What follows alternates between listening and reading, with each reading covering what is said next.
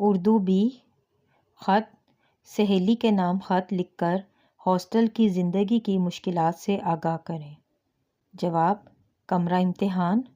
تاریخ: میری پیاری دوست، السلام علیکم۔ اس مرتبہ آپ نے بہت انتظار کروایا۔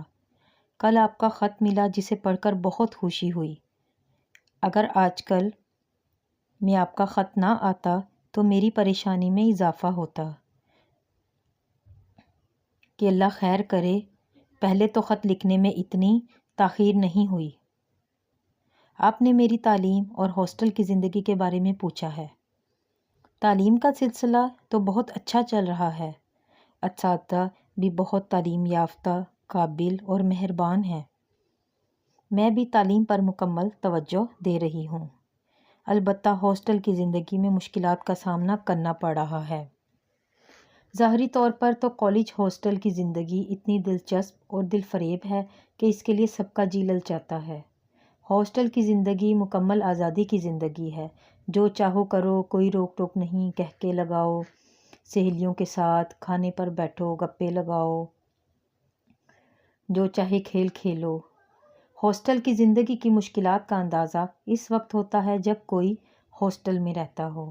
ہاسٹل اور گھر کی زندگی میں زمین آسمان کا فرق ہے۔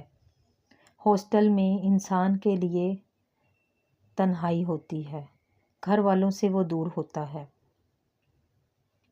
دوسری بڑی مشکل کھانے کی ہوتی ہے، جو کبھی بھی گھر کے جیسا کھانا نہیں ہوتا۔ تیسری یہ کہ گھر کی پابندیوں سے نکل کر جب کوئی اتنی آزادی میں آتا ہے تو اس کے بہرہ روی اختیار کرنے کے امکانات زیادہ ہو جاتے ہیں۔ لڑکے ماں باپ کی نظروں سے اوجھل ہو جاتے ہیں، آوارہ گردی اور بےہودگی اختیار کر لیتے ہیں اور ہاسٹل میں آ کر گمراہ ہو جاتے ہیں۔ ہاسٹل میں کچھ ایسے لڑکے لڑکیاں بھی رہتے ہیں جو سیاسی گروپوں سے تعلق رکھتے ہیں۔ پہلے وہ پیار سے اپنے گروہ میں شامل ہونے کی دعوت دیتے ہیں، اگر انکار کیا جائے تو سخت رویہ اپناتے ہیں اور دھمکیاں دیتے ہیں۔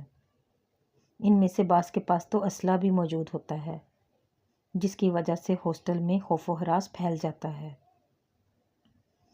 ان تمام مشکلات کے باوجود میں ہاسٹل میں اس امید پر رہ رہی ہوں کہ کسی طرح اپنا مستقبل اچھا بنا لوں اور ماں باپ کی بہتر طریقے سے خدمت کر سکوں۔